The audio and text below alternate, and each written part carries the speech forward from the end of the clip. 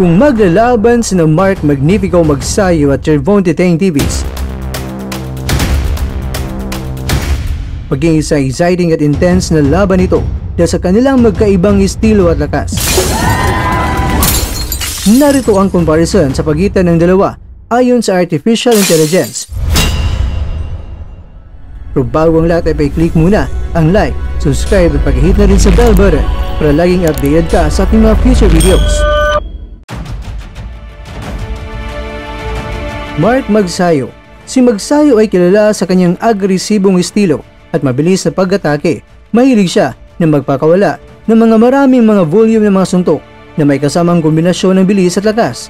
Pero minsan ay nagiging reckless siya o di kaya ay sasabihin na lang natin mga kwento na siya ay nagiging pabaya sa ilang mga pagkakataon. Meron siyang solidong footwork pero kapag siya ay nagmamadali sa kanyang atake o nasa attack mode na ay nagiging maluwag ang kanyang depensa.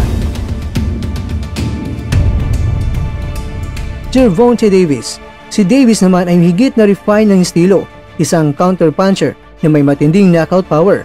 Hindi siya napapagod sa pagbabalik ng sunod-sunod na mga suntok dahil pasensyoso itong si Davis at mas pinili niya na maghintay ng tamang pagkakataon para umatake.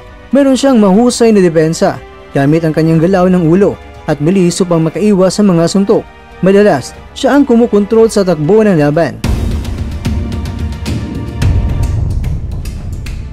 May lakas si Magsayo, ngunit hindi kasing lakas na isang tulad ni Tank Davis. Kadalasan ang mga knockout na nakuha ni Magsayo ay galing pa sa pagsunod-sunod ng mga pag-atake, hindi sa isang malaking suntok na kayang tapusin ang laban sa isang iglap.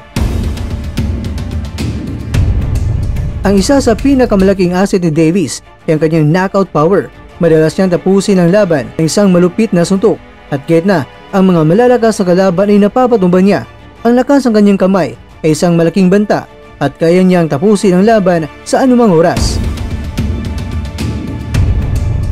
Ang depensa ni Magsayo ay hindi kasing sulit ni Davis. Mas pinapaboran niya ang aggression, kaya naman madalas siyang natatamaan ng kalaban. Mahusay siya sa pag-iwas ng mga suntok, pero minsan ay nagiging bukas siya sa mga counter punches.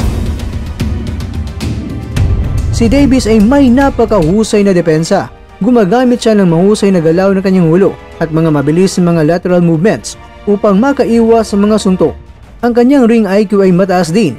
Alam niya kung kailan magdepensa muna, tatakbo, mag-counter at kontrolin ang pacing ng laban. Magsayo. May karanasan si Magsayo laban sa mga top level na kalaban. May pusong hindi natitibag at may tibay ang katawan. Alam niyang lumaban kahit hirap na, ngunit minsan ay nagiging open na open siya dahil sa kanyang atake, kaya madali siyang nasisingitan ng suntok. Si Davis naman ay may maraming karanasan sa pinakamataas na level ng boxing. Napatunayan niya na kaya niyang lumaban sa mga matitinding laban at kapag naharap siya sa hirap ay nakakapag-adjust siya at nakakabalik ng mas malakas. Ang tibay at pose ni Davis ay hindi rin matatawaran nito. Magsayo. Para manalo si Magsayo, kaya kailangan niya na manatiling aktibo, magpatuloy sa pagpapahirap kay Davis at tatrabawin niya ang mga body shots para pabagalin si Davis. Kailangang iwasan niyang matamaan sa mga malalakas na mga counter punches ni Davis at magtagumpay dyan si Magsayo sa puntos. Dito mga kwento ay hindi sinabi ng AI na kayang pabagsakin ni Magsayo itong si Davis. Pero kay Davis mga kwento, para sa kanila, para manalo si Davis, kailangan maging matyaga siya at maghintay sa tamang pagkakataon para mag-counter. Kapag nagkamali si Magsayo at may nakitang butas, ito na ang tamang pagkakataon at dito na mas magiging delikado si Davis kay Magsayo. Ang lamang ito ay malamang ay mapupunta sa knockout kung hindi magiging maingat si Magsayo. Ibig sabihin, mas pinabura ng AI na ang mas makakagawa ng knockout ay si Davis at hindi itong si Magsayo. Narito naman ang conclusion ng Artificial Intelligence. Sa paghambing ng kanilang mga estilo, kaya manalo ni Magsayo sa pamamagitan ng pagiging mas aktibo at dapat tatagal ang gasolina sa buong laban hanggang sa huling round. Pero ang malaking banta na dala ni Davis ay ang kanyang knockout power at ang kakayahan niya na kontrolin ang laban.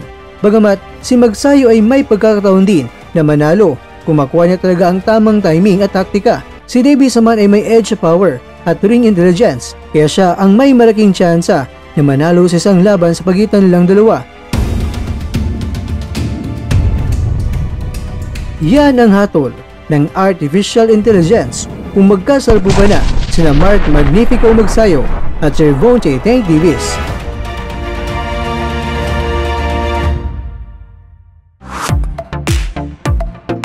Mga kakwento, sino pa ang gusto nyo ng matchup natin gagawa ng video na ayon sa Artificial Intelligence na fight comparison?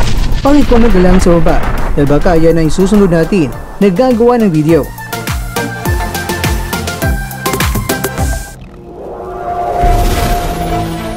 At dyan, nagtatapos ang ating kwento.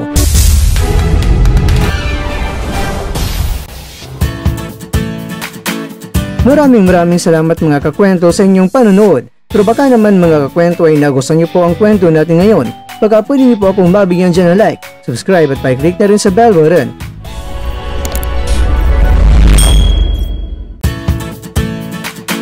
Pero bago tayo tatapos mga kwento, syempre, shoutout po muna tayo dyan sa ating mga kakwento. Kaya kwentong School Matcher, kaya kwentong Ray Turalde, kaya kwentong Sir Creeps. At ikaw kwentong nanonood ngayon, shoutout sa iyo dyan. Bueno, dito na po muna ang ating kwentuhan. At abangan nyo na po ating susunod na video. At dito na po yan sa isang channel na kung saan maaring ito'y mga kwentong di pa na kwento sa inyo.